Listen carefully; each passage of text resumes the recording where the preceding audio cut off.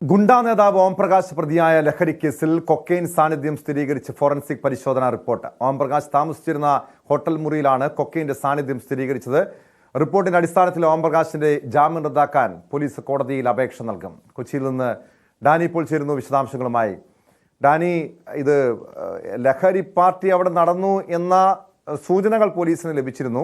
പക്ഷേ കൊക്കെയിന്റെ സാന്നിധ്യം ഈ ഫോറൻസിക് റിപ്പോർട്ടിൽ സ്ഥിരീകരിച്ച സാഹചര്യത്തിൽ ഇനി അന്വേഷണ സംഘത്തിന്റെ അടുത്ത നീക്കം എന്തായിരിക്കും? ഈ ഓംപ്രകാശിന്റെ ജാമ്യം റദ്ദാക്കാൻ കോടതിയിൽ അപേക്ഷ നൽകും, അതോടൊപ്പം വീണ്ടും ചോദ്യം ചെയ്യാൻ ഉടൻ തന്നെ വിളിപ്പിക്കും എന്ന് തന്നെയാണോ മനസ്സിലാക്കേണ്ടത്?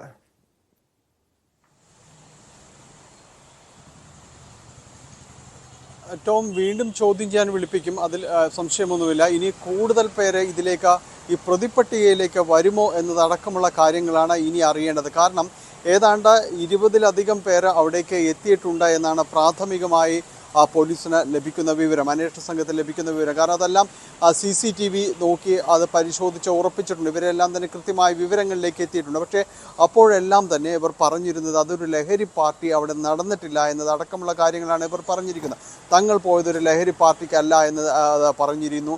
ഒപ്പം തന്നെ ഓംപ്രകാശ് ഒപ്പം അയാൾക്കൊപ്പമുണ്ടായിരുന്നവർ ഇവരെല്ലാം തന്നെ ഇത് നിഷേധിക്കുകയും എല്ലാം തന്നെ ചെയ്യുകയും ചെയ്തിരുന്നു. അപ്പോൾ കൃത്യമായൊരു വിവരങ്ങളിലേക്ക്, വസ്തുതാപരമായൊരു തെളിവിലേക്ക് പോകാനായിട്ട് പോലീസിന് ആദ്യഘട്ടത്തിൽ അത് കഴിഞ്ഞിരുന്നില്ല. പിന്നീടാണ് ഇതിൽ ഫോറൻസിക്കിൻ്റെ അടക്കമുള്ളൊരു പരിശോധന തൊട്ടടുത്ത ദിവസങ്ങളിൽ തന്നെ നടക്കുകയും അവിടെ നിന്ന് സാമ്പിളുകൾ ശേഖരിക്കുകയും എല്ലാം തന്നെ ചെയ്തത്. അതിൻ്റെ ആധികാരികമായ റിപ്പോർട്ട് വരുമ്പോൾ അവിടെ നിന്ന് കൊക്കെയിൻ്റെ സാന്നിധ്യം അവിടെ കൃത്യമായി സ്ഥിരീകരിച്ചിട്ടുണ്ട്. അതായത് അവിടെ ലഹരി പാർട്ടി നടന്നുവെന്ന് ഉറപ്പിക്കാൻ പര്യാപ്തമായ തെളിവുകളിലേക്ക് അന്വേഷണ സംഘം എത്തിയെന്ന് തന്നെയാണ്. അപ്പോൾ ഇനി അവിടെ വന്നവർക്ക് ഇനി അത്തരം ചോദ്യങ്ങളോട് ഉറപ്പായും തന്നെ പ്രതികരിക്കേണ്ടി വരും. കാരണം നേരത്തെ ചോദ്യം ചെയ്യാൻ വിളിച്ചപ്പോൾ വന്നു പോയ പോലെ ആവില്ല കാര്യങ്ങൾ. കൃത്യമായി അവിടെ ലഹരി പാർട്ടി നടന്നുവെന്ന പോലീസിന് ഉറപ്പ് ലഭിച്ചിരിക്കുന്നു, തെളിവ് ലഭിച്ചിരിക്കുന്നു. അപ്പോൾ അതിൻ്റെ ഒരു തെളിവുകളുടെ അടിസ്ഥാനത്തിൽ തന്നെയായിരിക്കും പോലീസ് ഇനി മുന്നോട്ട് പോകുന്നത്.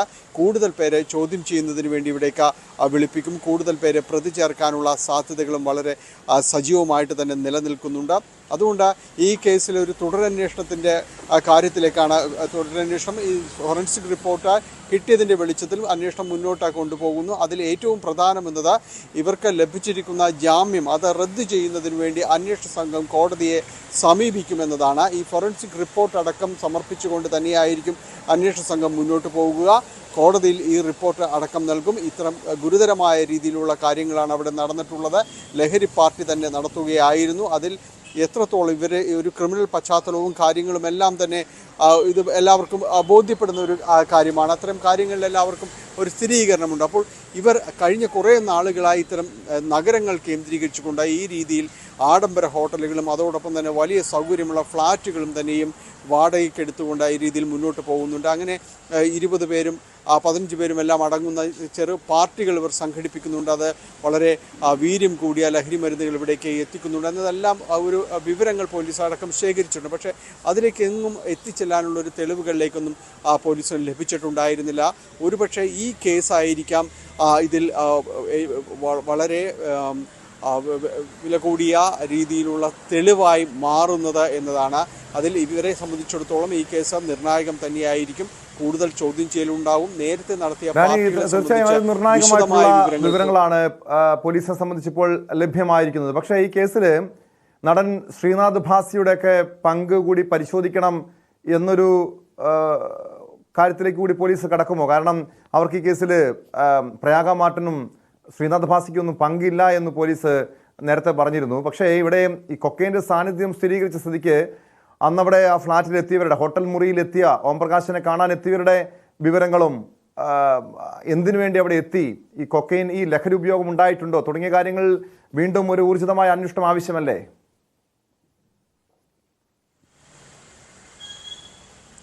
അക്കാര്യങ്ങളിലും അന്വേഷണം ഉണ്ടാകും. ഈ 2 പേര് താരങ്ങളായ ശ്രീനാഥ് ഭാസിയെയും പ്രയാഗ മാർട്ടിനെയും ഇതുമായി ബന്ധപ്പെട്ടുകൊണ്ട് ചോദ്യം ചെയ്തിരുന്നു. അതിൽ പ്രയാഗയ്ക്ക് ക്ലീൻ ചിറ്റ് നൽകുന്ന രീതിയിലായിരുന്നു പോലീസ് പറഞ്ഞിരുന്നത്. കാരണം അവർക്ക് ഇതുമായി യാതൊരു ബന്ധവുമില്ല എന്ന രീതിയിൽ തന്നെയാണ്, സുഹൃത്തിനൊപ്പം പോയി തിരികെ വന്നു എന്നത് തന്നെയാണ് ശ്രീനാഥ് ഭാസിയും സമാനമായ രീതിയിലുള്ള മൊഴികൾ തന്നെയാണ് നൽകിയത്. നിലവിൽ ആ സമയത്ത് പോലീസിനോട്, സിറ്റി പോലീസ് കമ്മീഷണറോടക്കം ഇതുമായി ബന്ധപ്പെട്ട ചോദ്യങ്ങൾ ചോദിക്കുമ്പോൾ ഈ താരങ്ങളെ വിളിപ്പിക്കുന്നതിനോ അല്ലെങ്കിൽ വീണ്ടും അവരെ ചോദ്യം ചെയ്തതിനോ ആവശ്യമായ തെളിവുകൾ അപ്പോൾ ലഭിച്ചിട്ടില്ല എന്നാണ് പറഞ്ഞിരുന്നത്.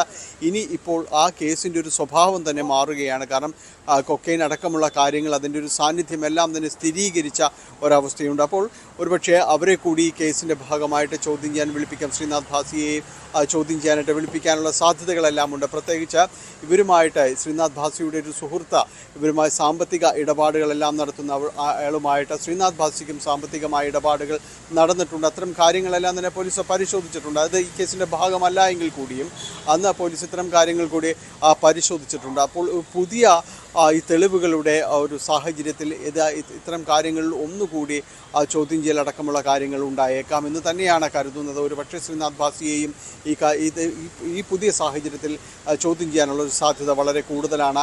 എന്നിരുന്നാലും ഇതിൽ ഈ കേസിൽ വീണ്ടും ഒരു കാര്യമായ രീതിയിലേക്കുള്ള ചോദ്യം ചെയ്യലിലേക്കെല്ലാം തന്നെ അന്വേഷണ സംഘം കടക്കുന്നു എന്നതാണ്. കൂടുതൽ പേരെ ചോദ്യം ചെയ്യും. പ്രതിപട്ടികയിൽ ഇനിയും ആളുകൾ കൂടാനുള്ളൊരു സാധ്യതയിലേക്ക് തന്നെയാണ് ഇത് വിരൽ ചൂണ്ടുന്നത്. അതിൽ ഏറ്റവും സുപ്രധാനമെന്ന് പറയുന്നത് ഈ സംഘം കേരളത്തിൽ നേരത്തെ നടത്തിയിട്ടുള്ള പാർട്ടികളെക്കുറിച്ചും പോലീസിന് വിവരം ലഭിച്ചിട്ടുണ്ട്. അതിനെക്കുറിച്ച് വിശദമായ രീതിയിൽ തന്നെ അന്വേഷണം നടത്തും. ആരൊക്കെയാണ്, എവിടേക്കാണ് എത്തിച്ചേർന്നിട്ടുള്ളത് എന്നതടക്കമുള്ള കാര്യങ്ങളിലേക്ക് കൂടിയാണ് ഇപ്പോൾ ഈ പുതിയ ഫോറൻസിക് റിപ്പോർട്ടിന്റെ അതോടൊപ്പം എങ്ങനെയാണ് ഈ കൊക്കൈൻ ഇവിടെ എത്തിച്ചത് തുടങ്ങിയ കാര്യങ്ങളൊക്കെ പരിശോധിക്കേണ്ടതല്ലേ? ഇതിന് പിന്നിൽ വലിയൊരു ലഹരി മാഫിയ പ്രവർത്തിക്കുന്നുണ്ട് എന്ന് തന്നെ പോലീസ് കരുതുന്നുണ്ടാകാം. പക്ഷെ അത് എങ്ങനെയാണ് മറ്റ് സംസ്ഥാനങ്ങളിൽ നിന്നോ അതല്ലെങ്കിൽ മറ്റേതെങ്കിലും രാജ്യങ്ങളിൽ നിന്ന് എത്തിച്ചതായിട്ടാണോ പോലീസ് കരുതുന്നത്?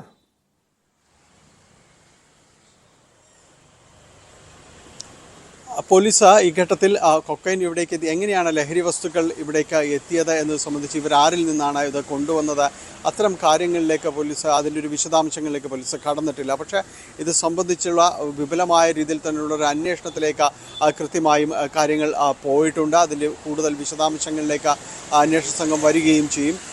നിലവിൽ ഇവരുടെ നേരത്തെ നടത്തിയ പാർട്ടികൾ അടക്കമുള്ള കാര്യങ്ങൾ സംശയത്തിൻ്റെ നിഴലിലാണ്. അവിടെയെല്ലാം തന്നെ ഈ രീതിയിലുള്ള ലഹരി വസ്തുക്കൾ ഉപയോഗിച്ചിട്ടുണ്ടോ എന്ന സംശയവും ബലപ്പെടുന്നുണ്ട്.